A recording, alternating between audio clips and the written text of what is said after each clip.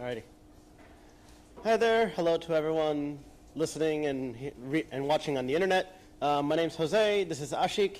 We're here to talk about hyper-converged persistent storage for containers with GlusterFS. Yeah! All right. I just recently came down from giving a 5-minute version of this presentation a couple hours ago, so I'm still a little jazzed from that, so bear with me if I'm talking a little fast. All right, so who are we? I'm Jose. I work for Red Hat. I'm a member of the Kubernetes storage SIG and still of the Samba team. They haven't kicked me out yet.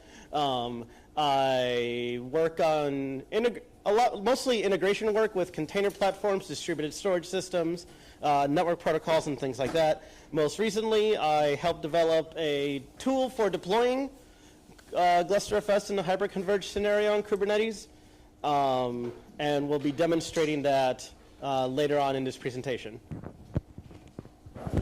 Hi, I am Ashik. So I work mostly on Gluster containerization and the integration part with Kubernetes and OpenShift.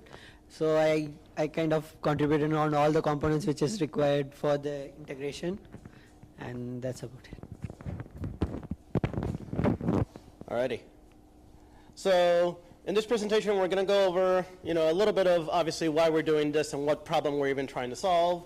We're going to go over what it took to solve this problem, and that's going to be a fair amount of technical detail as to how we created hyperconvergence that way. And then we're going to have, unfortunately, not a live demo because, networking at this conference. So I recorded a video that we're going to be talking over instead. All right, why are we doing this? So basically, we found a problem that we could solve effectively.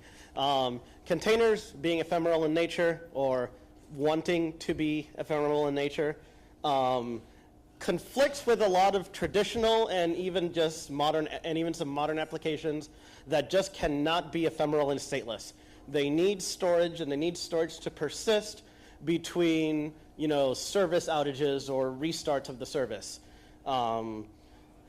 To do persistent storage, especially in Kubernetes, usually involves investment in some sort of external infrastructure, whether it be an on-site storage solution like a NAS device or something, or going to a cloud-backed storage solution. It still requires a fair amount of investment, whether it's on one honking piece of hardware that you then have to service, or some bit of storage that you have to rent out month after month. And we wanted to do something that cuts that cost down as much as possible, while at the same time being relatively transparent and easy to use, both for administrators providing the storage and users wanting to make use of that storage. And while we're at it, let's make it free and open source with the supportive community, because we're Red Hat. All right, so our target platforms are Kubernetes and OpenShift, because Red Hat.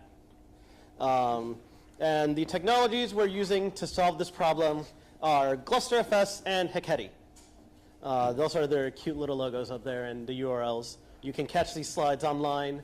Right now, actually. I just uploaded them yesterday. All right, so GlusterFS is a distributed software-defined file system. It creates what are called bricks, which are just what most people know as logical volumes on storage devices. So you take a storage device, you put partitions on it, and usually those partitions can then become bricks.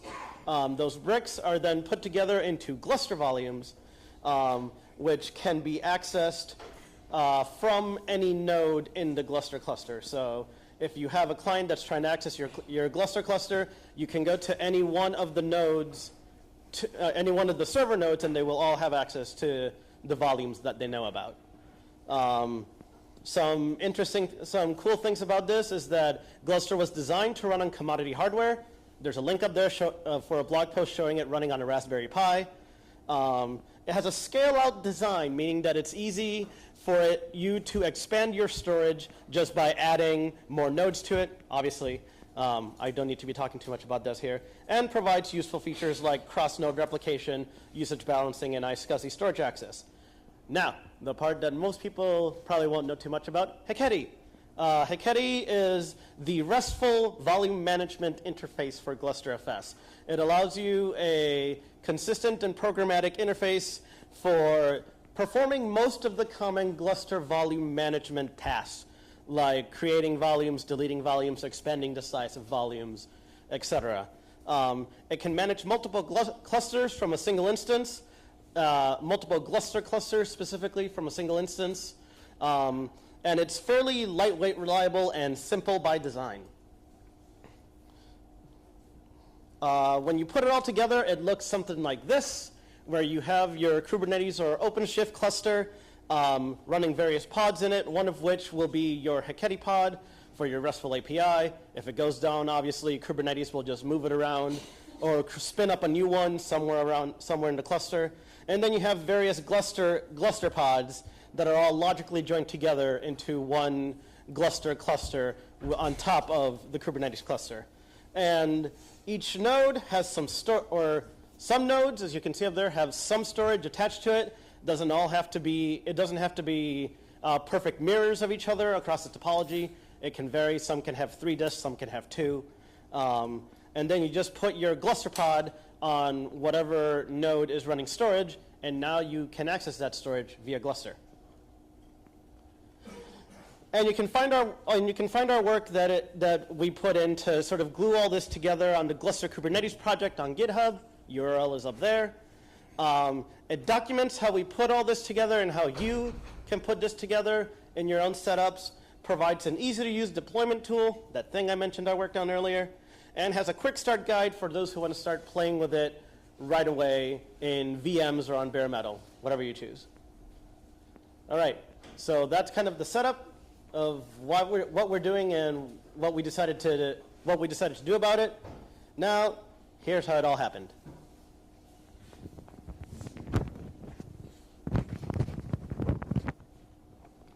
So hi. So when we started hyper-converging the GlusterFS on Kubernetes or OpenShift, first task for us was to containerize Gluster.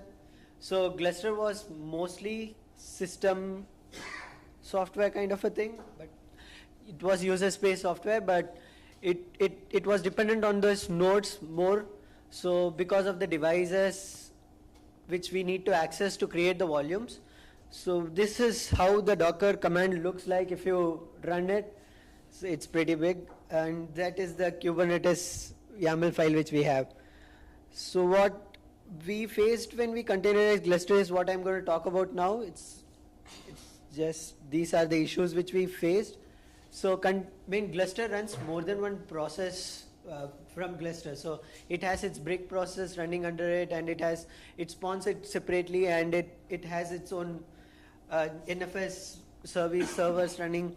So these processes need to be ran along with Gluster. So we needed a container which can hold more than one process. So we moved to systemd with Dan Wall's help. So we moved to systemd, and then we needed privileges because we were running a systemd container. And then this startup script, I'll explain about the startup script a little bit later. And the buy mounts for the Gluster configuration. So these configurations shouldn't be moving around along with the containers. So it should be spawned on the same node with the same configuration when the Gluster goes down and comes back up. So we buy mounted from the host, and the devices were buy mounted from the host, and we prefer using host networking for better performance. So this is basically what I am supposed to tell. Yes, systemd container. So we needed someone to manage all the Gluster process which we run to clean it up, and also we need more support to run Gluster containers because we had more process before running Gluster. I mean, when we wanted a containerized Gluster, so we needed systemd and privileges. We don't need privileges anymore for systemd to run in a container because of the OCI systemd hooks. So we don't actually need systemd, privileges for systemd container, but we need privileged container for accessing the devices and to create the LVs from the container. So we create logical volume from Gluster container for Gluster to use it. And the startup script is just a initial script which we run, which does all the things that an RPM installation does before running Gluster. So in case of upgrade, this script will take care of doing versioning for Gluster, which we do in RPM installation or RPM upgrade. So we needed a placeholder for these things to do. So we have an initial setup script which does these things in the container. And these are those persisting configurations we need from the host. So varlib glusterd is required to manage all the Gluster volume configuration. That's the working directory of Gluster. That's where we store all the context of Glusters. And the varlog GlusterFS is just a log. And etc GlusterFS is the configuration file for the glusterd, which is a management daemon of Gluster. So all the configurations for that is in etc GlusterFS.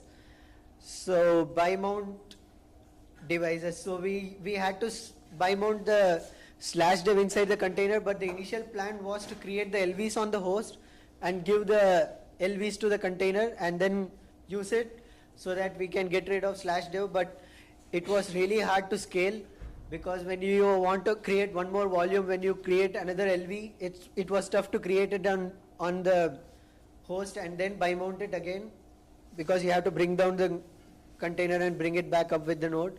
So we decided to put /dev inside the container. We had a lot of issues with udev, and it is solved now. So it is working completely fine with /dev by mounting inside the container. It does not mess up your host device. So host network, we could have maintained same host name for the container and still use Gluster, which could have, but we just thought it will be one more network hop. Instead, we can use the host network, as we are not moving Gluster pods around. So we use Gluster host networking for Gluster containers basically, and it gives better performance because it's a network chat. Then containerizing Hecate. Hecate containerizing was not that tough. So before telling this, what Hecate does it gets all these, let's say if 3 nodes are there in the cluster and you install Gluster on all these 3 nodes and there are 3 devices on each, so you hand over these devices to Hecate. So when Hecate starts with this topology file, Hecate goes and peer props with all these nodes. That's what we call in Gluster terms like creating a storage pool. This is how it forms a pool. We peer prop from one node to another and form a pool, and then Hecate goes inside these devices, creates the PV required and the VG required for those devices, and when you give a request of volume from Hecate, it comes to the Gluster nodes. It has a ring algorithm inside which decides where the bricks will land. So it takes each devices and creates logical volumes from each device. Let's say replica 3 volume if you want. It goes to 3 nodes and creates bricks on each node and then creates a volume out of it, so that if one node goes down, the volume will be still serving. That's why we use replica 3 mostly in this solution. We prefer replica 3. So Hecate does this volume creation for you. You don't have to actually worry about the Gluster commands. It is really easy with Hecate on it, and it needed it has its own database to store all these configurations of these are the nodes and these are the devices which Gluster can make use of. So it stores that in the DB, which was really a problem for us because the DB will go down when a Hecate pod goes down. So what we thought of doing was creating a Gluster volume for it and putting the DB inside the volume when the Hecate comes up. So that's what we do. We give persistent volume and we use it as well. So and it was Hecate was using through SSH. Now we moved to kubeexec, which needed few secrets in the Hecate pod. So we also need to create a service account which will be used by Hecate to access the Gluster pods. That's all about Hecate containerizing and deployment and usage. So persistent storage. In point of Kubernetes and OpenShift, they have a lot of volume plugins inside. If you all know, so volume plugin is just a way for different kind of storage providers to use their volumes.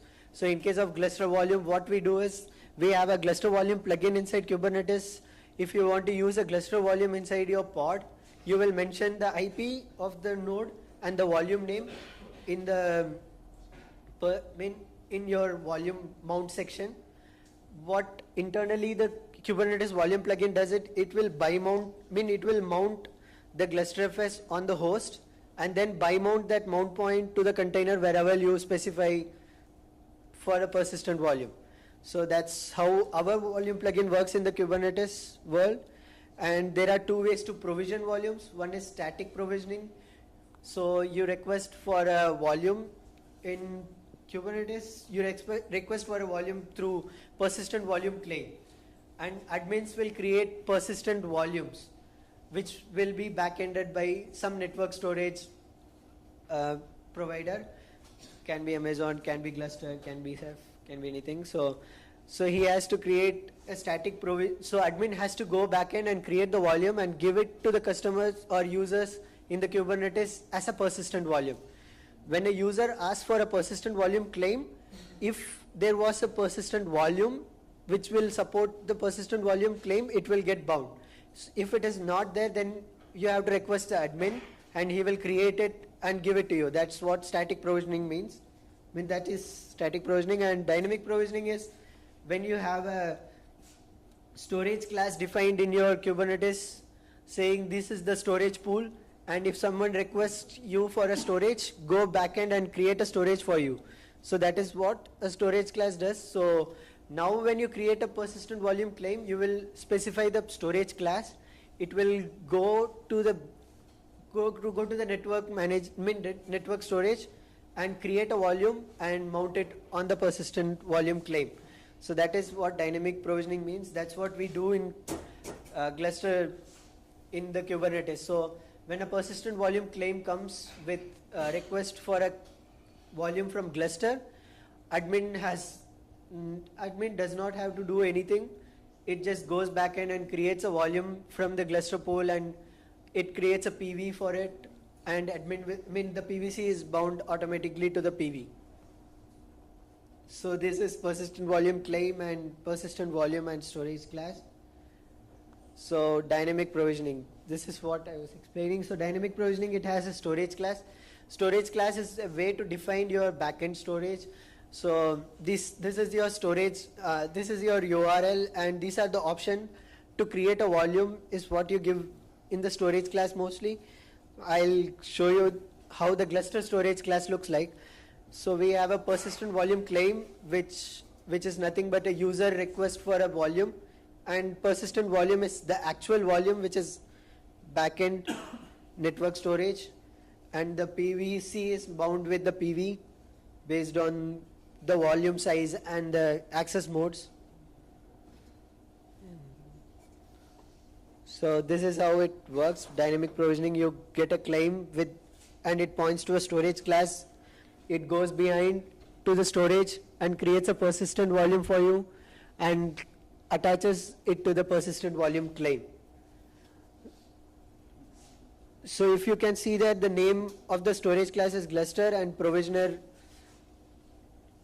the API, and the endpoint is the point where you have all the Gluster IPs mentioned for using those volumes, and the REST URL is the URL where Hecate is running. So all the requests from the storage class will go to the Hecate, and Hecate will create a volume for you. The REST user and the user key is also for Hecate. So this is the username for Hecate, and it is the user key which Hecate wants to use to access and create volumes. To use a Gluster volume inside a container, these two things are important: endpoint and service. So endpoints define where the cluster volume is.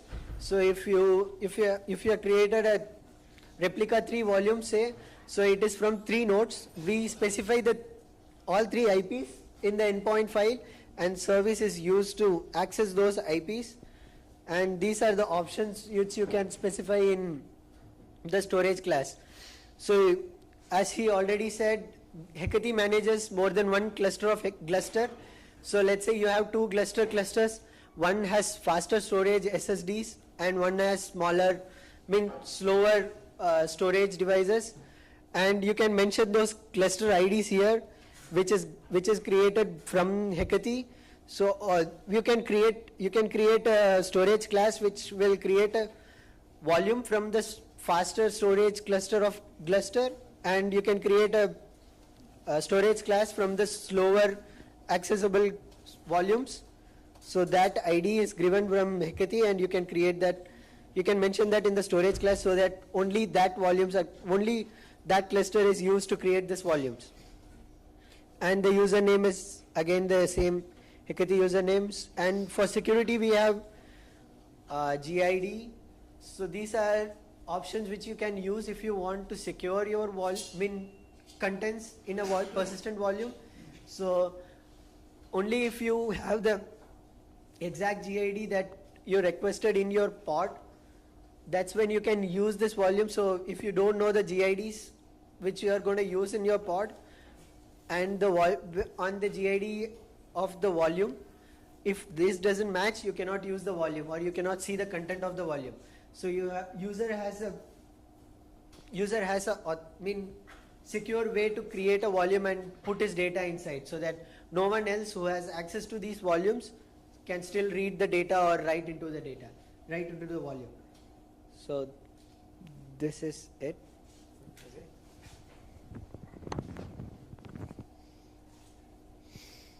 Alrighty, thanks thanks Ashik. At this point, we've achieved effectively full hyperconvergence. As mentioned, GlusterFS and Hecate now run in containers within Kubernetes. These are just some iterations of things we said earlier in the presentation. Yeah, that's about right. So now is where I would normally be showing you a live demo, but unfortunately I destroyed my my demo cluster. So instead I'm going to try and talk over this video I recorded, which hopefully will be visible enough, especially for the people watching at home. Alrighty. So we're starting with a 3-node Kubernetes cluster, 1 master, 3 nodes, and we're running nothing other than the Kubernetes service. So now we're going to run our GK deploy tool with a couple options and a topology file. I should mention the topology file in question is just a properly formatted JSON file that describes the layout of, or that describes which IP addresses correspond to the servers that are going to have that are going to be running Gluster, and also a listing of the devices on those servers that Hecate is going to be co-opting for use with GlusterFS. All right, so at this point we have started deploying Gluster on the nodes that we specified. Here the containers are spinning up on those nodes. This should take only a couple seconds.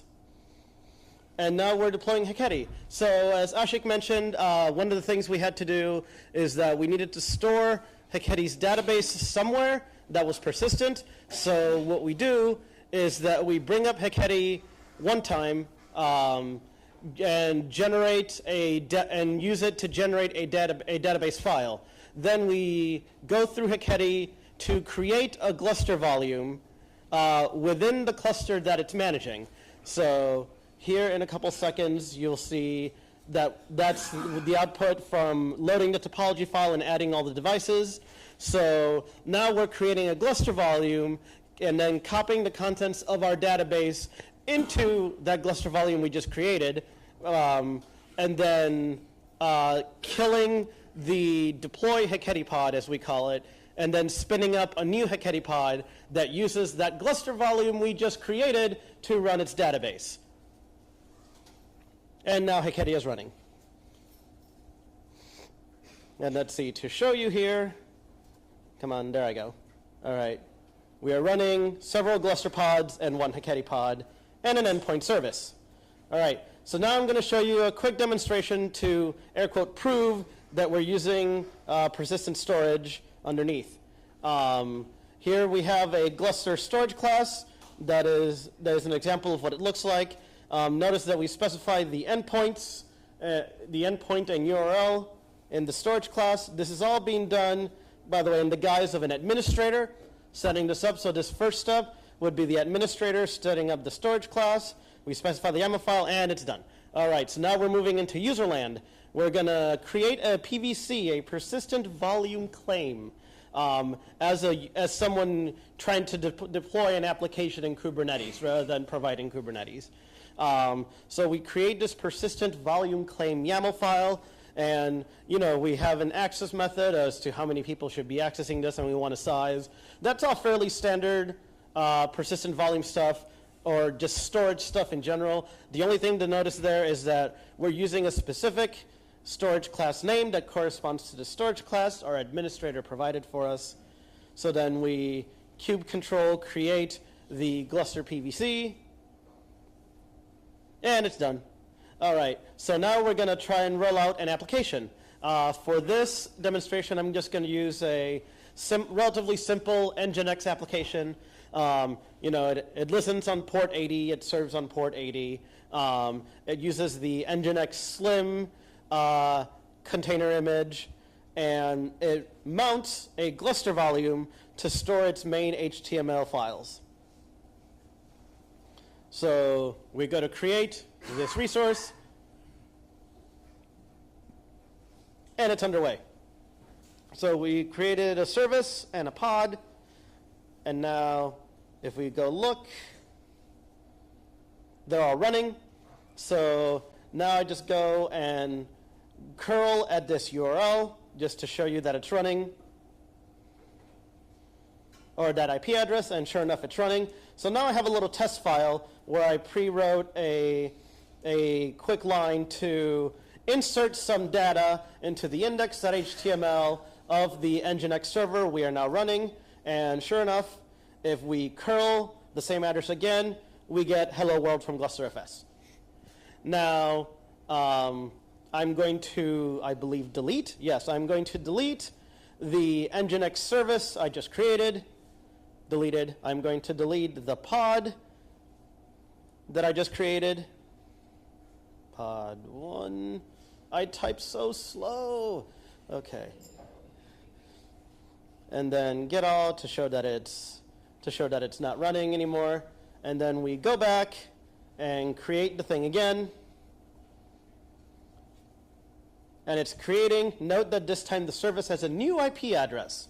So this is a new service, new pod, using the same storage. And then if we try to curl the same address again, it's not going to work because the old service is gone and it's been given a new IP address. So we grabbed a new IP address, curl that, and hello world from GlusterFS. All right, now I wish I could show you the real sexy thing, which is where you take down a Gluster node and it's all still running because obviously three-way replication. But trying to do that thing is exactly what killed my virtual environment because I used libvirt snapshots and I forgot to take it out to undo the snapshot when I was taking down the node. So things got messed up and I don't have the network bandwidth at this conference to redo my entire VM setup. So apologies for that. Let's see, shift F5, 15 minutes left. F5. All right, that was the demos. And with 15 minutes left, we're done. That's it for the main presentation. You can find us on GitHub and supposedly me on Twitter, though I don't use that as often as maybe I should. Here we have a couple URLs to the various projects that we've mentioned and are working on. So with that, we are ready to take your questions. Way in the back there in the gray shirt. Thanks for the talk. Do you actually look into creating a Helm chart to deploy some of Kubernetes clusters? That is currently being worked on. The question was, I see. The question was, is there a Helm, are we considering or working on a Helm chart to deploy all this instead of using a deploy script? The answer is yes, We are working on a Helm chart. Right here. Can you say a few words about the chicken and the egg for database integrity within GlusterFS, but you still haven't set up all the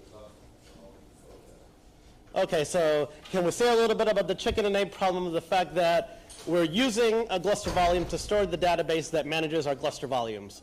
That is indeed a known chicken and egg problem. The only reason we're doing that is because we needed something to persist the database between restarts of Heketi, that we didn't want to be bound to a particular host, so we didn't just want to use local storage on any particular node. So we figured, hey, we're providing the storage. Let's just throw the database in there. This is kind of awkward, but it works for now. We're currently exploring other things to sort of distribute the database, like using etcd as a database store, for instance, or just slightly longer-term projects of getting rid of the database entirely and just trying to read information from the nodes directly. But that requires some modifications on the Gluster side as well. All right. Any other questions? That's a backpack. All right. Oh, we got one. Sure.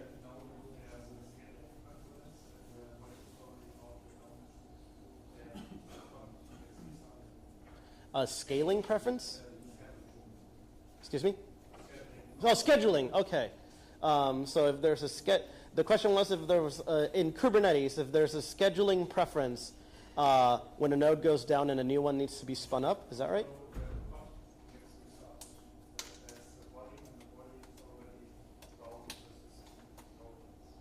Okay. If the pod gets restarted and there's already a volume mounted for that pod. I don't know specifically, but best I've seen, it just gets remounted to the new pod.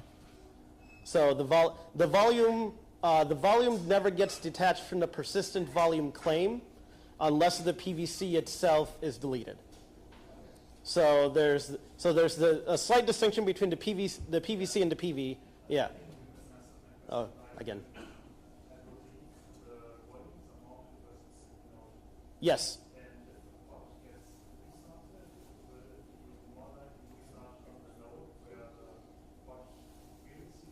Oh, like that. Okay, so is there a scheduling preference on whether the pod will be restarted on the same node that already has its volume mounted onto the node? And I don't know for certain. My current observation of just as a Kubernetes user indicates yes, that it'll just get started on the node that already has the storage mounted. Right? You there?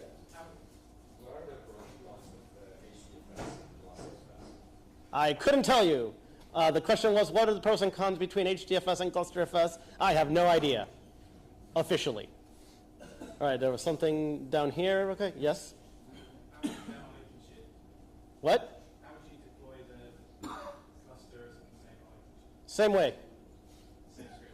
Same script, yes. The same script handles both Kubernetes and OpenShift. One thing I don't show in there is it will automatically detect whether you're running Kubernetes or OpenShift. And if for some reason it detects both, it'll ask you if you want to do either Kubernetes or OpenShift. Ideally, you shouldn't have both, but there have been some strange configuration cases where it can detect both, so it just lets you choose. But yes, the same script will do both. Let's go back up there since he's been waiting. Do you need any like non-containerized? Any non-containerized tools? Well, that's the kubelet shell out for mounting the Oh, okay. So the question was, do you need any non-containerized tools for using the Gluster volumes? Is that right? Yes, when you set up the kubelet, like a worker node. Okay. Best I know, let's see. The only thing you'll need is that you need the what's called the Heketi CLI or Heketi client. Say that again. Gluster clients on all nodes. And yes, you need Gluster clients installed on all the nodes that are running Gluster. And you also need to open a couple firewall ports that Gluster needs to be able to communicate with itself and its other member nodes. Gluster can't run in a container itself? The Gluster processes run in containers, but it needs access to the raw host system in order to do most of its actual job. So the processes themselves are containerized, but the tasks it needs to do require access to the actual storage devices. But you can like run the host namespace. I believe so. All right. Anyone else? This side of the room? Back over here. Aha! Can you make storage theory? I mean, for example, a group of more performant disks, and will the cookies know where to put the workload? The question was, can we do storage tiering? Not automatically, but you as an administrator can define this via storage classes. Of course, you have to communicate that information to your users somehow.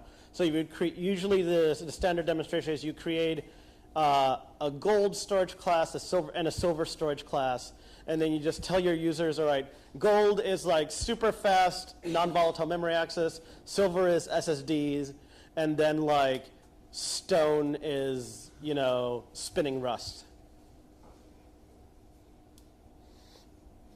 All right, anything else? Doesn't seem like it. I'm calling it done. Thank you very much.